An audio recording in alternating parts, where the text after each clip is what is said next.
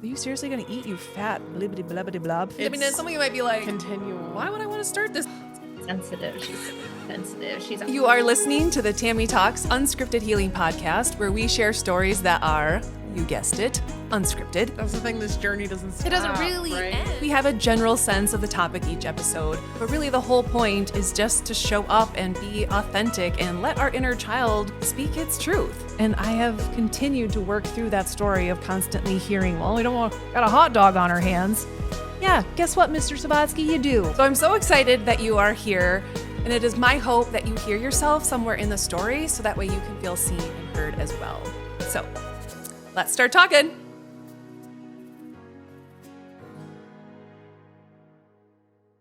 Welcome to the Tami Talks Unscripted Healing Podcast. I decided to come back with somewhat of a part two after last week. And I know you're like, Tami, you just said that you're going to have guests. We are tired of listening to just you. Well, I'm sorry. The perk of hosting your own podcast is you make your own rules and do what you want. And so that's what I'm doing. So there. Actually, it's all lining up for everyone to do recordings in June. So I was like, you know what? I'll just take the month of May. I'm just going to take the month of May and do my own thing. So stay tuned because you got a lot of really amazing guests coming up in June. It just time-wise, schedule-wise, that's what's working out for everybody. And I'm trusting that. I'm absolutely trusting that. And today I was thinking, you know what? I really do want to continue that conversation because there is so much more that I wanted to dive into with that. And so I gave you lots of personal examples on last week's episode of just how it was impacting my own life, you know, as a child, maybe not feeling seen, and then how that impacted my adult life. But I thought today's episode could be a little bit more of actual things that we might see with our kids, but also hopefully, if you're listening to this, to be able to sit with that, like, oh my gosh, am I doing that in my adult life? What are the ways that I am trying to feel seen? Because it's really interesting. And I bet some of you may be like, oh, definitely do that. And again, no fault to your own, right? Now you can meet yourself with all kinds of love and compassion and understanding when we do things that are maybe outside of what feels in alignment for us. But first, it was so funny this morning. I am such a creature of habit, but really only from the hours of about 4 to 10. And then the rest of the day is kind of like whatever. But I am pretty religious with my workout routine and the things I do before that. And it actually starts the night before. Night before, I'm always making my pre-workout, my intro workout, my post-workout, like I'm mixing all that stuff. And so even last night I was thrown off because I ran out of my post-workout recovery stuff, which I have learned don't ever do that because the muscle soreness, the aches that come on without that, I'm like, oh, no. It's not worth it. And I'm mixing all my containers up last night. And I was like, oh no, I'm out of my recovery. So that threw me.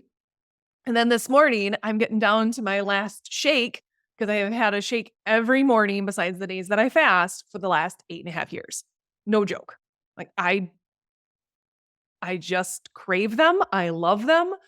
And that's how I want to start my day. That's what my body loves first thing after my workouts. And I'm getting ready for my strawberry shake because I'm going to put my yummy little cereal in it. And all of a sudden I was like, I only have 1 scoop of strawberry left. I'm like, but I start the day with strawberry and then I have the afternoon one as something chocolatey or, you know, more fun flavor. So it was, and I'm just over here like, Tami, these are not real issues and things. And then I was on my last little thing of my mud water. And so they'll be like, what is mud water? It has been my saving grace for the last, I don't know. I started drinking mud water last fall, I think, because here's the thing. I got into a coffee habit like most parents with newborns back in the day, like just pure survival, right? Like I wasn't a big coffee drinker before that. I can't drink black coffee. And I wish I could, but I'm a total coffee diva. And I officially own that now. I have no more shame around that. But here's the thing, and this can apply to so many things in your life. I would have coffee. So, and I would definitely notice it on Mondays because I fast. I intermittent fast all day on Sundays, right? So I'm feeling great on Monday, like physically, energetically, digestively, all the things, like complete reset. I feel like $1,000,000. So I'd come home from my workout and I'd have my shake and I'm like, oh, my cells are just like soaking up all that goodness. And then I would have coffee afterwards. And no joke, within just a few minutes, I was like, poof, like my belly was just distended. I looked like I was 5 months pregnant. And all of a sudden I'm just uncomfortable. I'm like, whoa, whoa, whoa. What?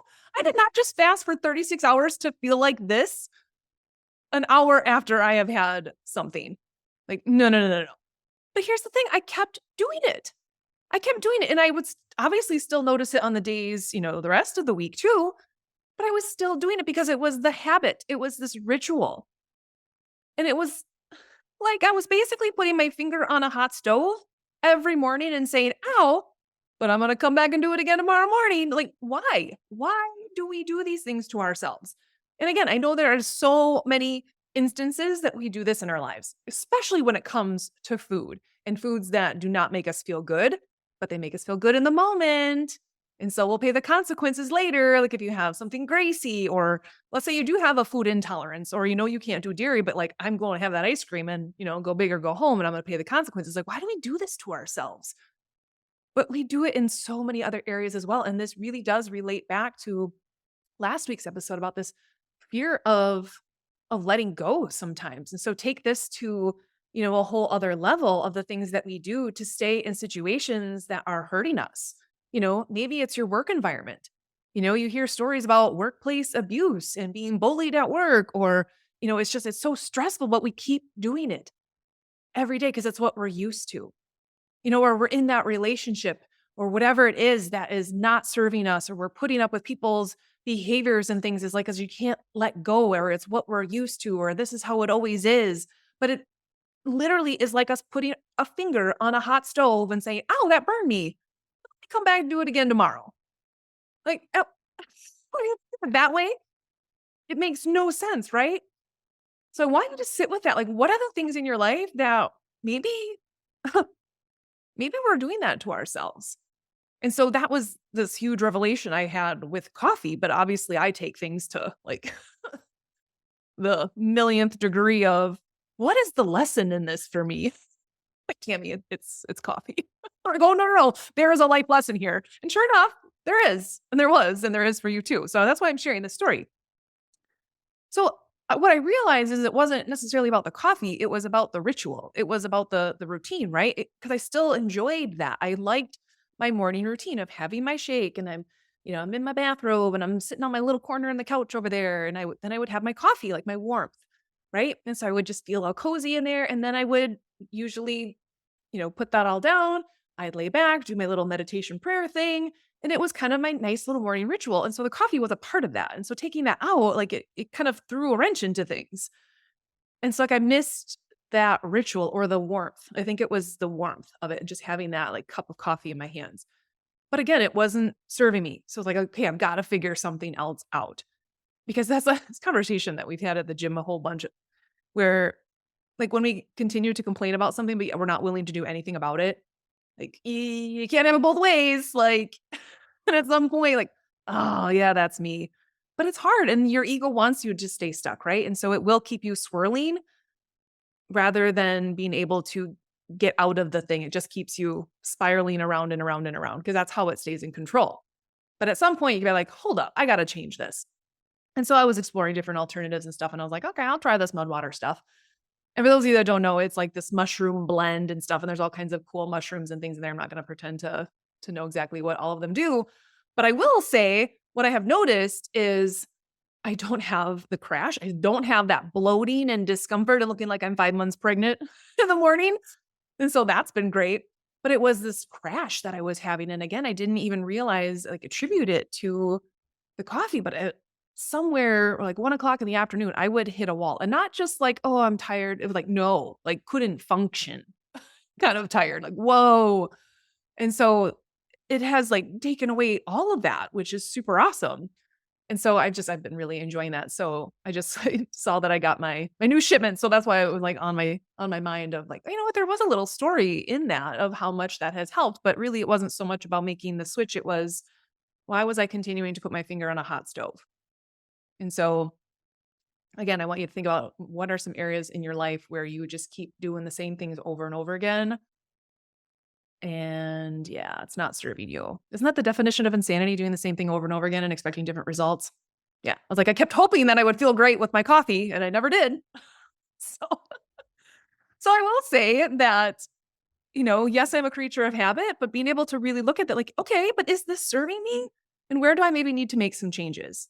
And so that's been kind of a cool shift. And actually, that makes me think about the other change that I experienced today. So this morning's just kind of been in a really weird mood.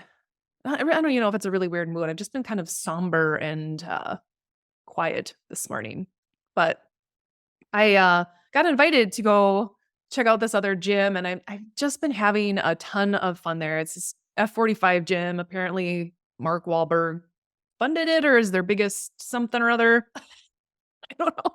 But it's been so fun, and I kind of forgot like how much I love workouts like that, where it's like kind of circuit training and you're with the timer and all that kind of stuff. 'Cause like I don't want to count reps. And so I love when there's timers because I want to be able to work out and just completely check out. I don't want to have to think when I'm working out. And so being able to have it guided the way it is, like it's genius. But I forgot like how much I enjoy stuff like that, how much I actually do enjoy working out with a partner or having someone there to push you and that kind of stuff. 'Cause I kind of been like this lone wolf for a while, which also love that. And so it's kind of nice to have this new balance, but it really threw off my morning routine. Like, how am I going to fit this in? Because it's like, well, I can't really just add more. It's kind of an issue.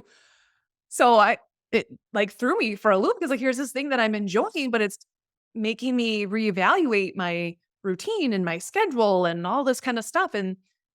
And for those of you that, have childhood wounds and things like that, and control is something that has allowed you to feel safe, releasing control and shaking up structure can be super triggering.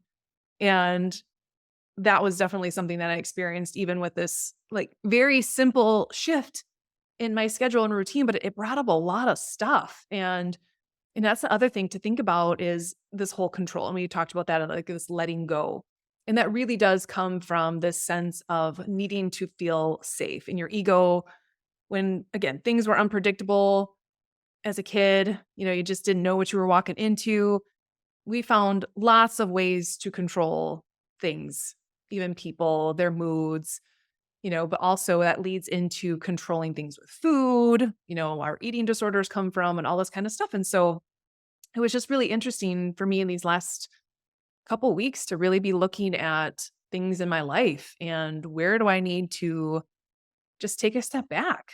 And yes, this has been my routine and my structure, but is this still serving me? Are there areas where I should tweak things or change things? And and sometimes change can be good. Like this new switch and being able to work out in this different way in a different environment and different tempo, different intensity has been really fun. But if I would have stayed like, well, this is what I always do, I wouldn't have been open to that. And so, yeah, that was just kind of a fun little thing. But anyway, enough of my little side tangent there. Get into today's episode because I did want to keep this one, I always say like relatively short, but I'm pretty sure the last one was close to 50 minutes last week. And so, but I wanted to expand on this whole concept of being seen because really it's so simple, but it's not easy, right? Because it's like, oh, I can make sure my kid feels seen. Okay, how? How are you going to go about doing that? Because there's a big old reason why a lot of us are walking around trying to still meet that need in our adult life because it wasn't easy as a kid. And especially nowadays, where we constantly have devices literally in front of our faces. How often are we literally blocking the view from like me to my kids with my phone in my face? How are they feeling seen if that device is always in my hand, if it's always, in between us? And thinking about what that can do to that attachment between us and the attachment that we have to those things. And so I'm becoming much more mindful about that and just really on a simple level is making sure that my kids feel seen every day and making eye contact with them, getting down on their level and all that kind of stuff. But, I was kind of thinking about how do we know if our kids' needs are being met in that way? Are we helping them feel seen? And as I'm saying all of this, I want you to tune into your inner child, but I also want you to be thinking about how is this relevant to you as an adult? Okay? Okay. Because there's lots of ways that kids try to feel seen. If this need isn't being met, it will show up in behaviors. And when you really think about it, going back to literally the day they were born, how do babies try to get their needs met? They cry, right? They cry. But guess what? Because of all the different things that are out there now, oftentimes we might ignore those needs because it's like, well, I just fed them or I just this. And so, they don't need anything. Well, they're crying. They might need something. They're trying to tell you something. Like maybe they just need you. Maybe they just need that attachment. Well, I don't want them to be too clingy. Oh, I mean, it's all this stuff, right? That gets in our head and gets in the way from our intuition and just doing what we know feels right. But there becomes all of these rules on how you should parent and how you're going to raise this kid and the sleep training and all of these things. And again, there's zero judgment on whatever you have done as a parent because I have probably done all of it too. Because again, we don't know. We don't know what we don't know. We're all just winging it. There is no manual for parenting. And if there was, I was not given it. So, because I have absolutely been winging it. And just as soon as I think I got it figured out, it's like, you kidding me? I get thrown another curveball. But I think about that is when a baby is crying, they are just saying, like, I need something. When you kind of go through the list, do they need their diaper changed? Are they hungry? Whatever it is. Or again, do they just need connection? Do they just need connection? Do they need to feel that attachment to you? And that can build a healthy, secure attachment. But somewhere along the lines, it's like that almost made us feel like if we did that as parents, again, our kids were going to become super clingy. And I just feel like with anything, there are extremes, right? It's kind of like this pendulum. It can be on way too far on one end, it can go way too far on the other end, right?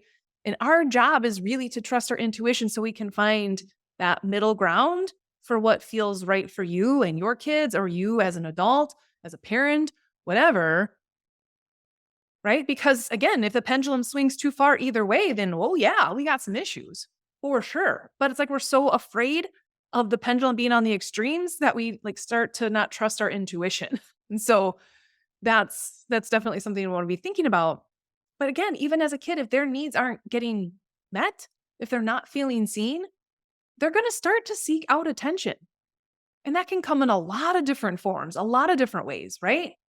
They might be whining. They might be asking a ton of questions. They might be, gosh knows what. Or maybe it's they have learned that, ooh, hey, when I achieve, that's when I get noticed. So I'm going to be the overachiever in the family because that's how mom and dad notice me. That's when I feel really seen is when I'm achieving. But if I'm not achieving, then what happens? So again, think of that as a kid. But now I want you to think about that. Am I doing that as an adult? Am I doing that in my job where I constantly have to be achieving? And if I'm not, I'm a failure. If not, I'm not worthy. If not, I'm X, Y, and Z. You can start to see, like, oh my gosh, I didn't realize that something maybe so small in my childhood is still impacting me in my adult life. And I am still so programmed that I have to be achieving, I have to be doing all of the time. And that can get really exhausting. Your inner child is just exhausted and just wants to be, right? We're so used to doing, we forget how to just be. And your inner child sometimes just wants to be, but they didn't feel seen when they were just hanging out, right? It can also be on the other end, right? Maybe acting out.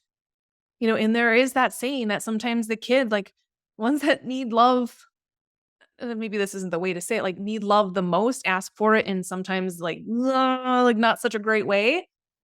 But really is what they're wanting. Do they need those needs met? They're just trying to feel seen, but they're like, well, I can't be the overachiever because they've already claimed that spot. I can't be the people pleaser or the caregiver, whatever it is. So it's like, I know, I'll be the troublemaker. When you really start to look maybe even at your family dynamics and maybe your siblings, you can start to see like, oh my gosh, like my sister was this, my other sister was that, my brother was that, and you're like, oh, I was the troublemaker. Whoa, I was, or whatever. But that now you'd be like, that was just how I learned or ego learned how to get my needs met. Because attention is attention, right? It may not be the kind of attention that you want, but ego's like, hey, we'll take what we can get. And so you can start to see that. But sometimes, and that's why I see like when I watch the news, sometimes like my heart just breaks for the kids that are getting into trouble. Because really, when you break it all down, oftentimes it's just that they were trying to feel seen. And again, this is where when you look at extremes, you see it everywhere. When you think about, and I just like this topic, with school shootings, like if we were to truly break down what's going on with what goes through a kid's mind who does that, like, are they not just trying to feel seen, but now I'm going to go and do it in this big old way that hurts a lot of people? Just people remember who I was. People actually see me for once. Like, I don't know. That is just my personal take on it. And is that somewhere that little boy or little girl, whatever, there were some needs that were not met and ego went to a very, very harmful, drastic extreme. When really just wanted to feel seen. And that can go in so many different ways, right? So when you think about that, having compassion when you see a kid acting out, having a tantrum, they're not bad kids. They are just so desperately trying to feel seen. And they, obviously didn't have emotional regulation built into their toolkit. But can we not meet them with love and compassion, knowing that they are pulling out all the stops at this point to now, how can I feel seen? But sometimes we're missing what it is the actual need is, right? We're always just trying to get them to behave when really it's like, what can I be doing to make sure that my kids' needs are met? And I notice this with Arlo sometimes when he starts acting up. And it's usually like after he's kind of been doing his own thing for a while. Then all of a sudden he'll just start acting up. I'm using air quotes there for those of you that are listening. And now my default, rather than, starting to yell at him or starting to, knock it off, Arlo, blah, blah, blah. I'm like, Arlo, do you need your love cup filled? And immediately his energy shifts. And then that's exactly what it is for him. And that may not always be the case, but for him, it's like he just needs to now feel seen. He's kind of been doing his own thing for a little while. Maybe he had his screen time and he's been in his own little world, but like we all crave connection. We all need to feel seen. And so I can tell like when it's time, he needs that love cup filled. He needs to feel seen. He needs intentional time. He needs quality time. And I can just fill that cup. And honestly, like sometimes that might just be like chasing him around the kitchen table for a while, or we're playing a little quick game. It's not this like giant production. It's just really intentional time with him. And then he's good to go.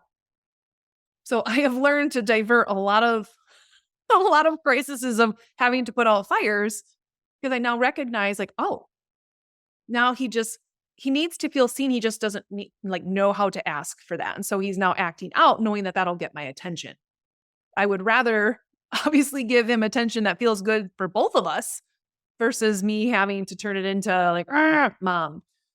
And that has worked wonders. And I have noticed this with Arya too. Like she's getting a little bit older. She likes more alone time. And I can assume as a parent that, okay, that's just what she wants to do. She wants to be in her room and she wants to be doing her own thing. What I have noticed is that when she does that for too long, sometimes she comes out and then the attitude comes with. And I was like, hold up here.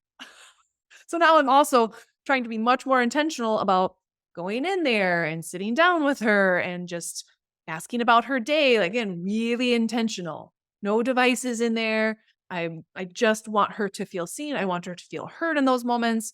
But I've also had to remind her that, yes, while it may seem like those are things that she wants to do, again, we all crave connection. And so I have asked her to also take initiative when we invite her to do stuff with us, to go outside and play or to come out here and play a game. that she needs to take initiative and do those things so she can feel that sense of connection too. Because if she's constantly saying, no, I don't want to do that. No, I don't want to do that. And all of a sudden she comes out later, now she's feeling triggered because deep down she hasn't felt seen all day. Well, you had opportunity and you didn't take it. So it's kind of, again, this fine line, right? Seeing where that pendulum sways. But it's been really helpful to have those conversations with her so she can understand, like, yeah, it is. I actually am craving connection. But again, they don't know that that's what they need. So they don't know how to ask for it. And so it's our job to help guide them and to navigate that and see, like, okay, if these are the basic needs, right? And I talked about that. I don't know what episode that was. That was earlier on about these basic needs that we all have, right? To feel seen, to feel heard, to feel loved, accepted, all that kind of stuff. It's, again, it's so simple, but it's not easy. And you have to be intentional. And so if I'm just kind of running through those things, I can pretty easily pinpoint what it is that they need in those moments and why they're feeling triggered. So, other things too of being that extra helpful one in the family, because you're always so helpful, you're always so kind, you're always doing stuff for everyone else. Because again, as a kid, that receives all kinds of praise, right? And it's a great quality. So again, this is where you have to think about the pendulum. That is an amazing quality that so many of you have, is that you are helpful and kind and generous and all of those things, and you're a great caregiver. But when your ego feels like, okay, well, now that is our identity and we can only serve others, you don't matter. Right? The pendulum swings way too far on the other side. And now we have completely forgotten how to take care of ourselves. And we feel triggered anytime that we want to start taking care of ourselves. And then we sabotage it because your ego has established this whole identity in you being the caregiver, the one that does everything for everyone, the fixer, the whatever. Like, you start to take on these labels because as a kid, that received you praise. So when you think about that in your life as an adult, you likely have no boundaries, because if someone needs help, sure, I'll drop everything I'm doing. I had an entire day planned for myself and a to-do list a mile long for myself, but I'll drop everything to be able to help you with this one thing that I actually have no interest in doing. And then I'm going to go home and be angry that I didn't get any of my list done and have this resentment, but I still showed up for you. Like, just like feel the icky energy around that. And that's just it. And that's something that has kind of helped me break free from that. It's like, I want to help people. Obviously, like, I'm doing this free podcast and, like, I want to be of service. But what I have recognized is, and so many, I know you've all heard this, like, you can't pour from an empty cup thing, like this whole vase. I want you to all imagine this vase.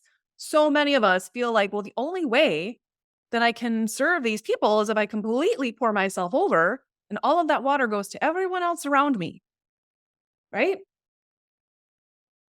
How does that leave you? And then when you're completely drained, then what happens to those people? Right? They you can't. You can only do that for so long before you're completely depleted, you're completely drained. And then you start to build like anger and resentment, and that's not the energy you want to come from, because your intentions are good and pure. But because you've completely depleted yourself and your inner child is like, "What the frick?" Sorry. Kind of bleeped myself with a semi curse word there. Because you're completely neglecting yourself and therefore neglecting your inner child. So yeah, eventually he or she is going to get ticked off.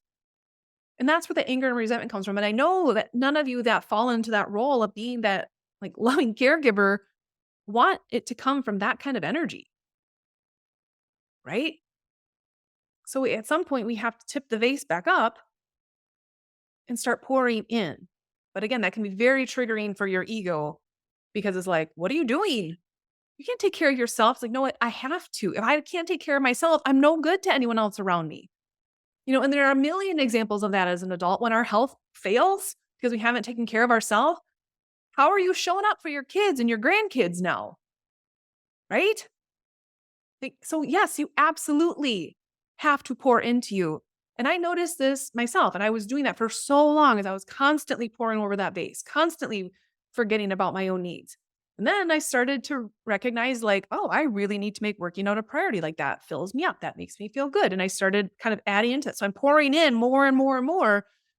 But what I didn't realize at some point is, like, there were so many cracks in that base because I had no boundaries around other areas in my life, right? Like I was pouring in with the daily stuff, the workouts and my nutrition and, getting a little bit better at some self-care stuff. But there were so many, again, kind of what I talked about last week and how I was like emotionally neglecting myself, or again, maybe lacking some boundaries in some areas. So the space, while I was filling it up, finally pouring into myself, I had so many cracks in it. And so that's part of this work is like, how do I, kind of patch this up? Because then guess what? Everyone gets the overflow. Everyone gets the overflow of all of that goodness. And now everybody wins. Everyone at the party gets a prize. That feels good, right? No one is getting left out. Your inner child didn't get left out. Everybody wins from that space and that energy. But you can see how, whoa, this goes way back because as a kid, yeah, I was definitely praised for being the super duper helpful kid. Yeah, that's how you felt seen for sure.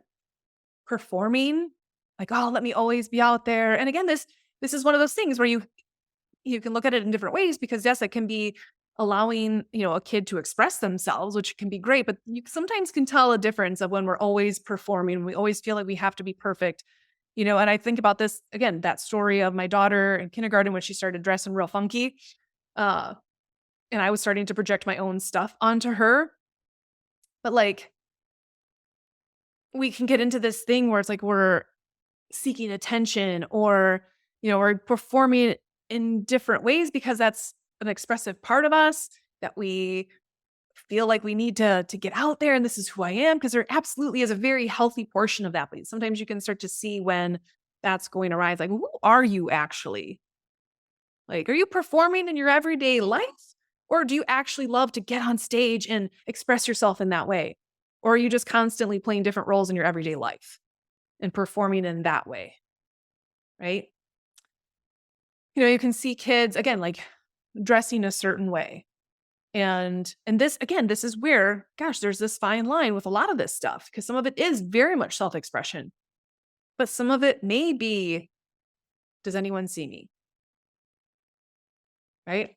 And I can think of, being in the school now, volunteering and stuff like I see that sometimes and I kind of wonder when I see kids like dressing a certain way. And again, like all about self-expression, all about it.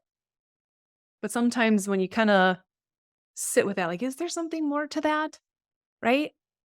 And it's interesting because that can go again different ways.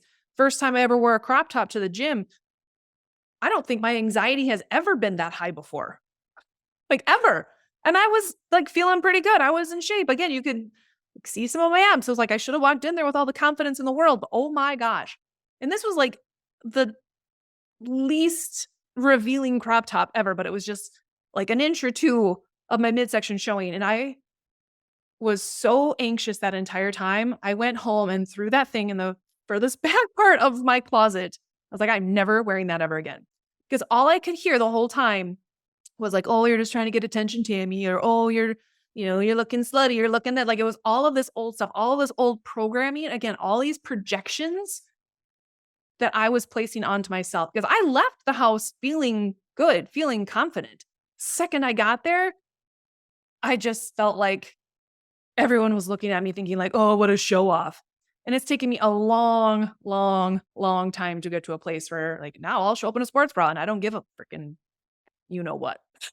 But it's taken me a long time to just own that. And now it's because like I truly do feel confident and I don't care what anyone says. I'm not doing it to seek attention. It is a way where I can be in my feminine energy while I'm also in my masculine energy. And that's partly why I love that environment because I can be both. And it's probably the time in my life where I am the most balanced in that way. And so that allows me to kind of bring in some of that energy because otherwise, like lifting and stuff can feel very like masculine energy and all those kinds of things, which is great to be able to channel that in that moment. But also, like feeling good and confident in my body is a part of that. And sometimes, like how you dress can help that. But that has to come from an internal thing. And that's very apparent for me is that I did not have that before. And that's why I felt so insecure and never did that ever again. And it was funny because even when I went to this new gym that I was talking about earlier, first time I went in there, I had walked in with a shirt over top of my sports bra, but I'm so used to not working out without that now. And so, but man, it was so interesting, like how quickly those stories came back. And I was like, did I take that off here? And I was already worried about what everyone was going to think because these are new people to me. And, where my old gym, it was kind of this like gradual progression. But here I was like, oh, you're going to come out and be that girl, Tami. Like I could hear it all over again immediately. And I was like, ego, shut up. You are not taking me back to this place. Like, I want to be an example of like a strong, confident female body. And I'm not going to put myself back in this shell if it makes other people uncomfortable. Because if they're looking at me and thinking whatever they're thinking, I know that that's their stuff. It's not about me. But I didn't know that before. And so I attached all of that to myself. And the other thing, too, basically goes right into it is this constant need for validation and approval, right? Same thing with the super crop top. I was like, oh, I just want to make sure everyone thinks this is okay. Like, no, I don't care. I don't care. My ego cares a lot. But when we're constantly seeking validation, because again, it's like you want to, like, do you see me? Do you see me? How do you feel about this? And again, that's because we've disconnected from our intuition. So sometimes when your kids are like constantly asking for approval, again, they're not necessarily trusting themselves, but they also want to maybe try to feel seen in what they're going through, in what they're experiencing. Again, this whole like clinging thing. But again, we think about that as babies, like, well, it's because they were held too much as a baby. Like, what? Maybe it's the opposite when you really think about it. You just never know how that all forms. But sometimes it's like, I need to be physically on you to feel like I'm being noticed or feeling seen. And it all comes down to this feeling of feeling safe and secure. And so sometimes that's what that kid is trying to tell you. Like, I don't feel safe in this environment. I don't feel secure. So something about actually literally clinging on to you is me trying to meet that need. But what is it in the environment that doesn't feel safe? Is it everybody's tension and all of the anger that no one's expressing, but that just sweep it under the rug? Is that what that kid is feeling? That's why it doesn't feel safe. That's why they want to cling. You just never know, right? And so starting to look at that and rather than just labeling this kid as clingy or needy or whiny or whatever, look at that. What is that trying to tell you? Again, all of these behaviors, they're all clues. It's all information for us to take in as parents of like, okay, what are their needs? Am I meeting them? If not, what can I do to change? Right? Full circle moment from the beginning of what I talked about at the beginning of just being able to change. I didn't really plan it that way, but look at that. Haha. That's unscripted, folks. That's a full circle unscripted moment right there. Is that even with our parenting, are you willing to change what maybe isn't working? Wow, Tami, I'm going to give myself an A plus on that one because I did not plan. I had a thought when I was talking at the beginning, like, where are you going with this? That's where I was going with it. I just didn't know that until now. Anyway, but truly, we have to look at that because same thing, conditioning. Well, this is what my parents did, and this is how I've always done it. Well, is that serving your kid? Are they acting out? Are they withdrawing?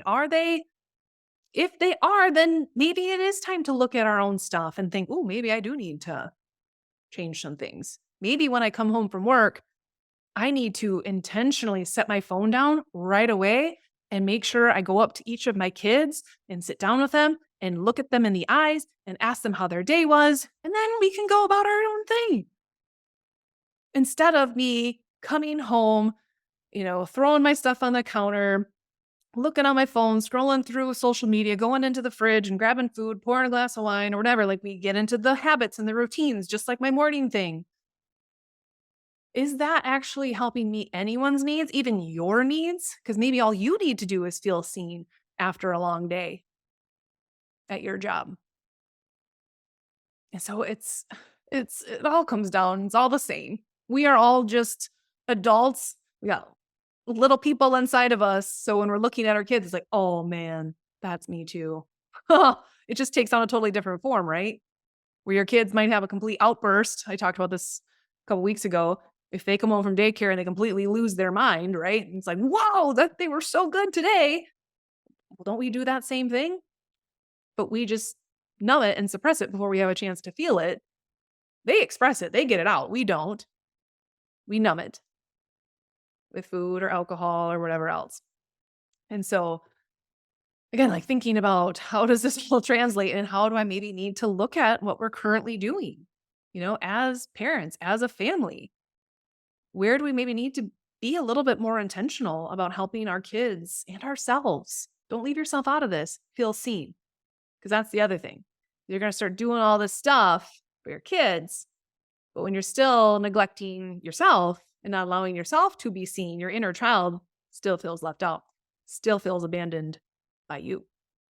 And that's not a good thing, because when your inner child feels abandoned by you, that's when it really hurts. And eventually he or she will have to get your attention in some way as well. So, other things too, like exaggerating stories, or, even just like things that the kids are doing. Like maybe they're drawing, or maybe they're just like, when you start to like really look at the things that they're interested in, like, are there little messages in that? Sometimes you feel like look through, their drawings and stuff, and it's like, well, that's interesting. Like, what are they trying to communicate that they don't know how to communicate? And so it's just allowing yourself to get really curious of like, how is my child? How do they try to feel seen? Are they the people pleaser? Are they the one that acts out? Are they the one that just like constantly pushing your buttons? You're like, oh my God. Hey, that gets them seen. That gets your attention. So now it's like, oh, so maybe if I'm just really intentional about giving them some attention, a lot of these behaviors kind of just go away. So I want you to play around with that and explore. But again, as we're kind of shifting, the same thing applies for you. The same thing applies for you, because you cannot just like, this is where I had to look at my own stuff. And a year ago, like, whoa, Tami, you are not meeting your own needs of actually seeing you and honoring you and not abandoning you. Because again, when you can do this for your kid, but it's also at that same time making sure that they see who they are. And I have this conversation with Arya and even Arlo. Like, he'll be like, well, Arya said this about me. I'm like, well, do you believe that about you, Arlo? And he's like, well, no. I'm like, okay. Well, then it doesn't matter what she thinks. So it's like I'm trying to always like make sure that they know, like, no, that is a you. That's for you. You keep your power this way. Don't give that away. Don't give that power away to your sister if she calls you a name and says you were this or that. Like, how do you feel about you? Is that true for you? No? Okay. Let it go. Or Ario will say things, just different things happening at school. And it's so easy to pick up. Like when her ego wants to swoop in, they had a talent show, and this year she didn't want to do it because it was embarrassing last year. And it's like, well, like I know confident Aria would absolutely get out there, because when she's dancing, she's very much that. She's very much, that's her self-expression, and she loves moving like that. But now put it in a different situation where there may be a little bit more ridicule from classmates, and now ego's like, yeah, no thanks. And so just even talking to her about like, well, how do you feel about that? Like, how do you see yourself in that situation? And just trying to like remove ego out of it, because it's constantly getting in the way of what is actually true for us. And so, yeah. So there's lots of different things. And again, when you start to think about these roles and these masks that we put on, it happens as a kid. Kids are so creative, or their egos are. They are not out there trying to manipulate you. Ego is literally just trying to get their needs met. And sometimes that can come out in manipulative behaviors. But it is all ego simply trying to protect them, to get their needs met in whatever way that looks. And sometimes it looks like the perfect kid, right? Who gets great grades and is perfect at everything. And sometimes it looks like the kid who can't do anything right and is the black sheep of the family, or is whatever. Like, well, ego got creative for each of those kids. It just took on very different roles. But now it's like we want to try to like help remove those masks now. Like I'm trying as much as I can, like make sure that my kids aren't having to put those masks on. Like to never have to put them on. Like you could just be who you are. And obviously you have to become adaptable in certain situations and things like that. And that's a whole other skill to itself. But there's a difference between being adaptable to certain social situations versus putting on a mask and completely forgetting who you are, right? Again, the pendulum. Because we do that, you can probably see that in work. Like, oh, I'm totally this person when I go to work, but when I come home, I'm this person. When I'm with my friends, I'm that person. And that's confusing and exhausting. And your inner child is like, do we ever get to just be us? But again, it's super scary. As we talked about last week, is ego's like, yeah, but if people see us for who we truly are, what if they don't? Then we don't have a fallback. Because if people don't like you, you can at least like blame it on this portion of your ego. But if it's truly who you are and people don't like you, oh, that's a whole nother level of rejection, right? But by not allowing yourself to do that, that is self rejection at its finest. And so now thinking about transitioning, okay, well, how do I help them feel seen? And again, we've kind of mixed this in as I've been talking, but like the best thing is active listening. And I'm not talking about listening while you're on your phone. And I have definitely been guilty of this. I'm listening, right? I don't need to be looking at you to hear you. But to your kids, they need you. They need that attachment. They need you to be looking and listening to them that says like, I'm worthy of your full time and attention. So when they are talking, really connect, actively listening to them, asking questions like, how did that make you feel? What was that like for you today? What was this fun part about your day? Just so they know like, oh, wow, she actually is interested in what I'm saying. I think about this as an adult. There was many situations where uh, this one person would always ask like, "Oh, how are things going with your career and your job and stuff, Tammy?" And I would start telling them, and pretty soon I would like see them looking over here or asking someone this question. I'm like, I'm basically talking to myself right now. Like they don't give two shits about what is actually going on with me. They just said it because that's like the appropriate thing to do. And all I can feel in my inner child is just shrinking. It's like, wow, you are not worthy of being seen or heard. And they don't care about you or what you do. And again, my ego would take that and that used to like really hurt me. Again, now I know like that's their own stuff. But this would happen over and over again. And like pretty soon I kind of started to protect myself around that. But man, like what a triggering thing for my inner child. Be like, wow, you actually do not care. You're not looking at me. You're not listening to me. And now you're completely on to the next thing. And I'm still talking. Like, maybe that's why I needed a podcast. So it's like I just get to talk and you just have to listen, or you can turn it off and I wouldn't even know.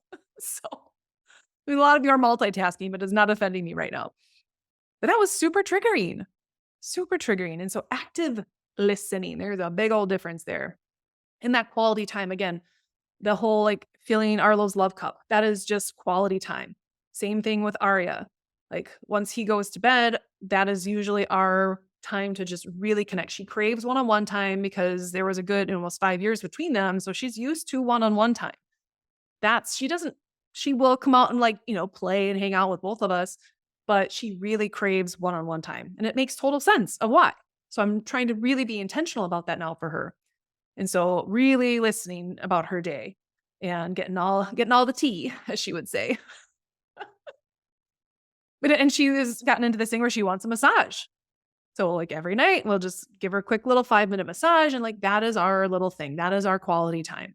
But if I were to go start doing that with Arlo, she would probably get a little ticked off because that's our thing, right? It's kind of having that thing, that special thing, that intentional time is super important. But also it's again, acknowledging all the feelings, not just when they're happy and good and playful. It's acknowledging all of them. Like, hey, see that you're sad. You look frustrated. Do you want to talk about it?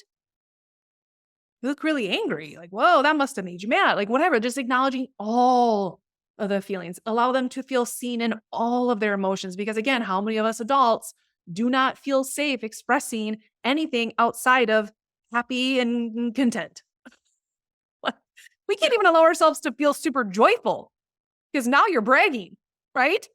I have experienced that so much of like, oh, just tone it down, Tammy. Like you're a little too happy. You're a little too joyful. You're a little too playful. Well, guess what? I'm allowing myself to feel the full range of emotions. You want to see me fired up and angry? I can do that too. That's why I work out. But I'm a Sagittarius again. I can flip the switch and boom, I'm a fire sign. But I have healthy outlets for those things now because if I didn't, yeah, there are certainly times where I do not channel that in the most appropriate ways for sure. And I catch myself and I have to pay the consequences that my ego, gets me into for sure. But I want to be able to acknowledge all of their feelings, but I have to do the same thing for myself. So this goes for parenting, but this is how you also reparent your own inner child is how do I allow myself to feel all my feelings? What are the outlets I can have for myself? The other thing too is like praising effort versus achievement. Because if it's an achievement thing, again, now that inner perfectionist, that overachiever gets triggered every single time. And now they're not going to want to try things because that fear of failure swoops in. That's generally what happens to overachievers. Is it unless they know that they're going to do it perfect, they won't even try. Nope. I'm not even going to do that because I'm probably not going to be good at it. I probably won't be perfect at it. So I'm not even going to allow myself to try. And so acknowledging effort. And I remember this, like one of these little parenting books that I read when Aria was little, of just like getting up the stairs and say, instead of saying like, good job, you made it up the stairs. I would be like, I see you taking each step. I see you climbing step by step. I see you made it to the top. So like it was just something so simple, but I remember that. Like, oh my gosh, I get that. That's profound. Rather than saying like, awesome job, you got an A on your math test. Like I saw how much you studied for that. I saw how much work you put into that. Right? Very different. Very different. So now as an adult, it's not about always being perfect. And now we're allowing ourselves to be able to try things because how many of us adults are still afraid to put ourselves out there to try something new because what if we fail? That is absolutely triggering something from your childhood. And so starting to think about the effort. And that's why I love like all the metaphors, when you get with working out and things like that, because it is about effort. It's about daily effort. You don't just get to walk in and all of a sudden you got a six pack. It's the effort that you put in, right? And so when you think about that in other areas of your life, like where can I start to celebrate more of just the daily things? Right? It's not about all of a sudden like hitting that weight loss goal. It's like, what about the effort it took to hit that goal? Right? All of the daily things that you had to do.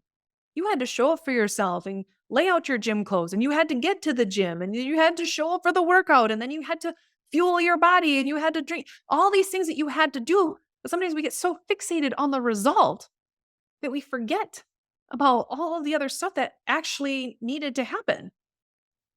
And if that result doesn't seem achievable, then we throw away all of the things that were actually helping us. And so focusing on effort versus the actual achievement can be a game changer for your kids and for you. I also love being able to ask their opinions and asking their input. And that's why, I even talked, I don't know, it was last week or 2 weeks ago about like giving my kid choices, even just with their meals. Like I can certainly like put down like, here's what you're eating. But some like I like those little ways where I'm asking for their input and like, what do you want? How do you feel? What do you want to do? Or we'll be talking in a story and I'll ask my daughter, like, what would you do in that situation? And stuff about me. Like sometimes it's really interesting to like the perspective she'll have for things that are going on in my life. And it's kind of cool to hear that. And I can tell like she drops into this different energy of like, oh, you want my opinion, my advice? I'm like, yes, I do. And it's allows her to feel seen in a completely different way of really feeling valued. Like what I have to say matters. My mom cares about what I think too. That's valuable input. It doesn't always have to mean that you got to do that thing, but just getting their input can be really cool for them. And like I said, I just can see that shift in her energy sometimes. Um, really encouraging self-expression even if it makes you uncomfortable. Just because it's not the way that you express yourself doesn't mean that that's the way that your kid doesn't want to.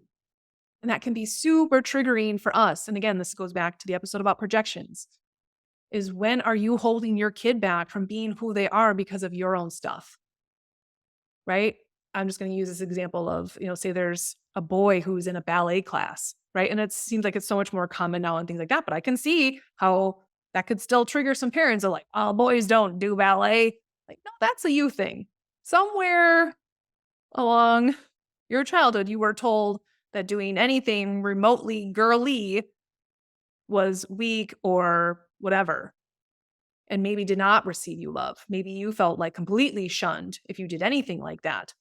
So now, but here's this boy who loves to dance and who's so expressive, like, but we can stifle that real quickly because of our own stuff. And so really allowing them like, okay, even if this makes me uncomfortable, like how can I fully embrace them and who they are? But again, do the same for you.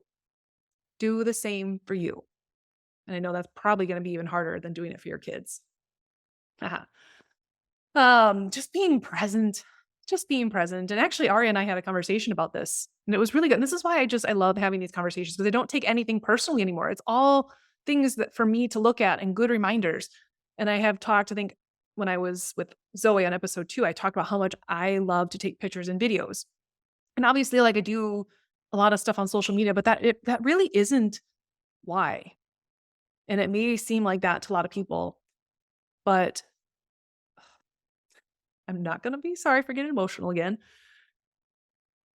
If that was the first thing that I remember, like even being clued into this whole childhood wound thing, is that I don't have a lot of memories from my childhood. If it's not in my picture book, I don't remember it. And so there is like this deep need for me. Like I want to hang on to these memories with my kids. I don't want to forget them because I will. I'm a channeler. Like things come in and they go out. You can ask me, I don't even know what I said 5 minutes ago, because half of this stuff is like, I'm channeling this message. I don't have notes. And so don't ever ask me to be on Jeopardy. I will. Like, that's not the kind of information I retain because I channel. But that same thing, like, I don't hold on to memories like that.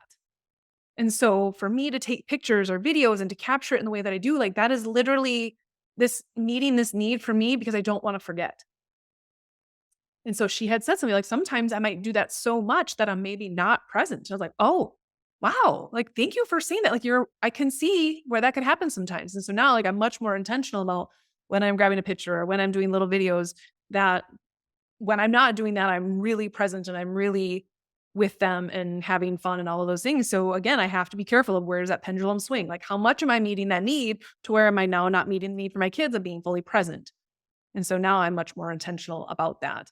And so it feels much better when I'm taking the pictures and doing the videos, that it's like this beautiful little gift that I'm giving to myself and hopefully my kids someday when they get to look back at those things. Um, I also think another great one too is just giving like specific praise about things. Like, I really like how you interacted with your brother today. Or I saw how you two were engaging and being super fun and playful with each other. Like just little things like that of just being like something really specific. Like, I really appreciated how you held the door open for me. And you can see like when I do that, I see like my kids kind of perk up. Like it's almost like this, oh, and all I'm doing is like reinforcing this thing versus them being good or behaving or whatever, being this perfect kid. It's just like, I saw this act that you did or this behavior that was whatever. So it's taking on a different way, and it kind of helps them pause and hopefully kind of start to build that character, versus labeling them as you're this or you're that. Also, just making sure that there's a positive environment. Can they do all of these things without worried about being judged or criticized?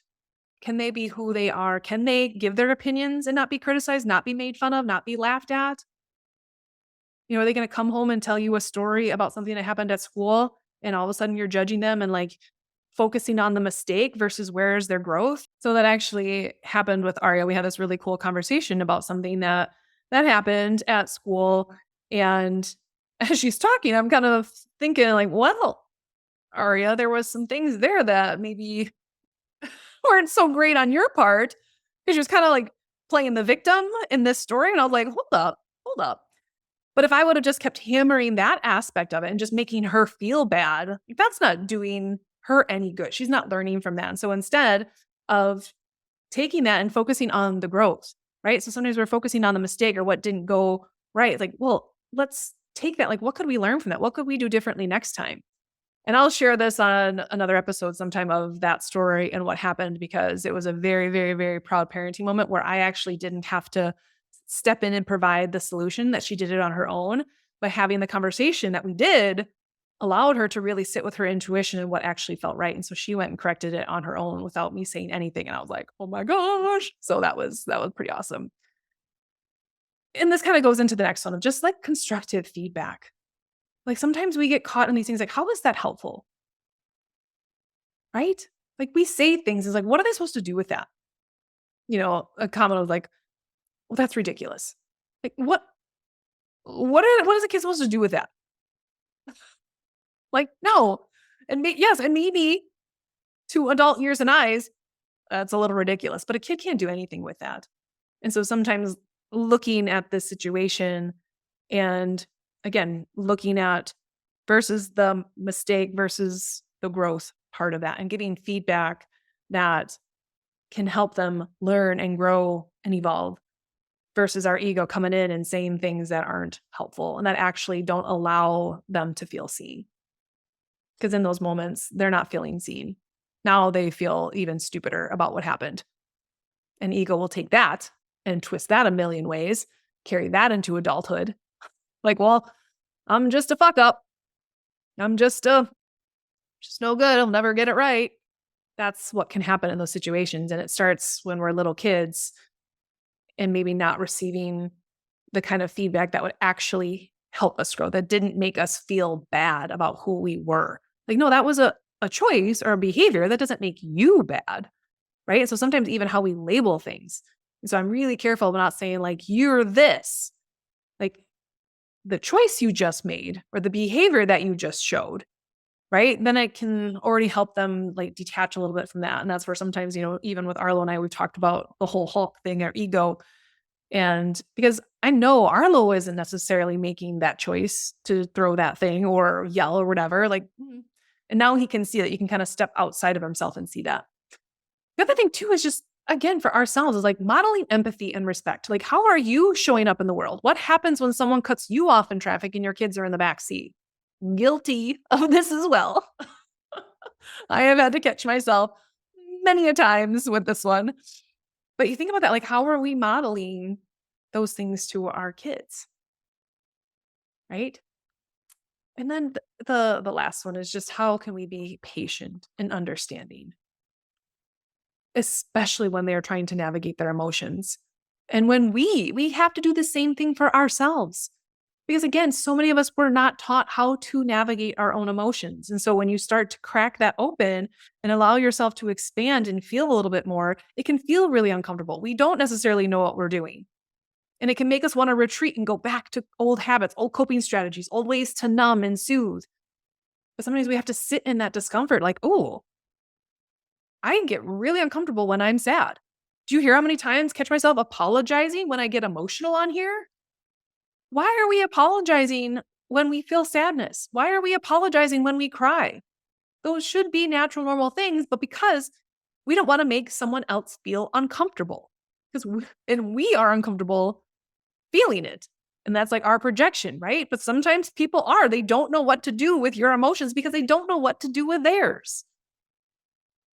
And so this is where we just have to start to normalize it. So like trying to normalize that. Like, I don't care if I end up crying on here. I don't care if I get emotional, but you can hear it. It's such a automatic thing for me to just want to quickly apologize for getting emotional on here. And that's why like on my stories and stuff, you will see me express the range of emotions because I'm just trying to normalize that it's normal for us to feel a range of emotions. I'm not always sunshine and rainbows.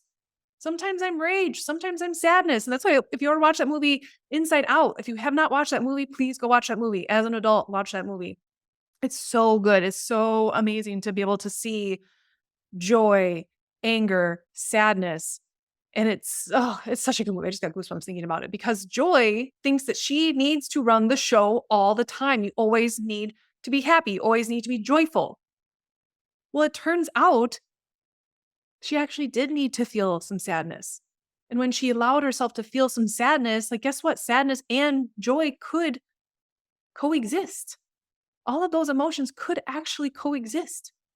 But joy thought, like, no, no, no, it has to be me. And that's how so many of us screw up, is that it only feels safe to feel happy and joyful, but not too joyful, not too happy, right? So that's such a beautiful movie. If you've not watched Inside Out yet, please go do that. I think they're coming out with a second one very soon, which I'm very excited about. But it was great, even just for the kids, like even to talk to Arlo. That we watched it this weekend, and Arya, she's like, I'm disgust. She's like, Mom, you can be joy. And Arlo's like, I'll be anger. Like we all definitely, well, we all have those. We all have those inside of us. But it was just kind of funny because that was the roles that me and the kids were making on. But it is so helpful to see that. And so now the second one is bringing in anxiety and depression and all of these other things as we get older to help us really learn about all of these parts of us. And so I'm very, very excited for that to come out. But so I want you to be thinking about this. Like, how can I, again, if I'm a parent, it doesn't have to be a parent. This can apply to you if you are a manager, just literally if you're human. It doesn't matter. You can apply this to any situation in your life. If you are dealing with other humans, this applies, right? It especially applies to your kids. Because if we don't help them feel seen, we will be dealing with another generation of kids or adults who had a lot of unhealed childhood wounds and are trying to be seen in ways that are not safe, not helpful, all that other stuff. So it's like, yes, absolutely need to be focused in on that. And how can we simply help our kids feel seen? But we have to do this for ourselves as well. And so, how are you allowing yourself to see yourself and how you're feeling each and every day? Again, take the time on your drive home from work and just kind of run yourself through the day. What was that really like? What were the emotions that I felt that maybe I didn't have time to because I wasn't back to back meetings? But now that I get to sit in my car and listen to some music, maybe I need to, again, crank it up and scream. Maybe I need to sing a sad song. Maybe I need to sit in silence. Like you just start to think, like, what is it that I need? How can I feel seen in what my experience was? And don't do this. I was classic where I'm going to feel this way and see if anyone notices, right? I'll get real quiet or real and just see if anyone notices. Like, how is that not like taking it to, again, another level, the pendulum swinging? Because I couldn't ever just say how I was feeling. I needed to see if someone noticed that I was sad. Does anyone notice? Again, like that little boy. Does anyone see that I'm hurting, that I still have unprocessed emotions and trauma from this stuff? Like physically, I'm fine, but emotionally? And think about that for you. In what areas, like, yes, I'm physically fine from this thing that happened, but have I actually allowed myself to see myself in those, in the emotion of that, in the emotional trauma of that? Have I allowed myself to actually feel that or process that? Or have I just brushed it off because I'm fine now? I'm physically fine now. That was years ago. Eh, you might actually need to see yourself in that moment. And sometimes that's all you can do is you can maybe just close your eyes and go back to whatever age or stage that was. What did I wish they could have had in that moment? Thinking back to like if I was 5 years old and this thing happened, like if I could just close my eyes and think like, what would I have done for her in that moment? That is right there how you can help that child feel seen. Your inner child feel seen and heard in their emotions, in their feels when you go back and just that little like acknowledgement might be enough for you to help like release that and let that go. And you're just like, cool, thank you. I've just been asking you to do that for 40 years now. All I needed you to do was like, hey, that was hard. I was thinking about this woman who shared this story about she had a teacher who was really, really, really, really, really important to her. You just get that person that just, they were like soul family type thing. And this teacher died in a tragic accident, but this little girl, I think she was like in fourth grade, didn't really have help processing that. And so it was like, well, go back to school, go back to the way things were, just stay happy, just keep getting good grades. When really there was this little girl that was grieving the loss of this really special person in her life. So it's like maybe now just even closing her eyes can think back to like, gosh, if I could see that fourth grade girl who just lost this person that was really important to her, like, what would I do? Like, I would probably go up and give her a hug and I would just let her cry. Be like, I see that you're hurting. I know how important she was to you. You can cry as long as you need to. I'm here for you. And just that right there could be enough to finally let go of some of that to where now this woman can feel safe expressing her emotions in other ways. But if she's lived her entire life feeling like I can't feel feelings like that because it wasn't safe, no one supported me then, so how would I know how to support myself now? We don't. So I encourage you to do that. And if that's something like, again, you want help with, because again, I get it. Sometimes it doesn't feel safe. Your ego's like, no, no, no, no, no, we're not doing that. We're not going there. Like, reach out. Like, I love to do that stuff. And I can help you and your inner child feel safe feeling that and going through, like, what is it that they needed? What would you say to in those moments? And again, it can just be so beautiful and so healing. And this is where like you don't have to relive whatever happened. It's just going back and validating and making sure that your inner child feels seen and heard in those moments by you. By you. It doesn't need validation from anyone else. By you. I can come in and help validate your story, but really what I'm doing is helping facilitate that healing that can happen in those moments.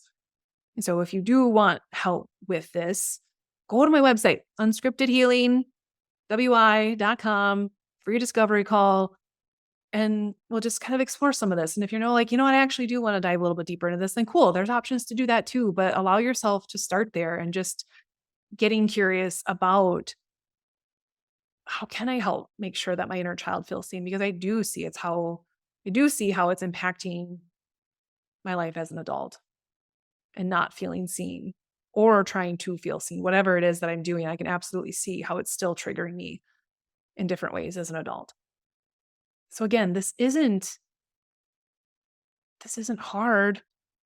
I mean, it's simple, but it's not easy. That's what I meant to say. It's simple. It really is simple, but it's not easy. And so that's what I'm here for.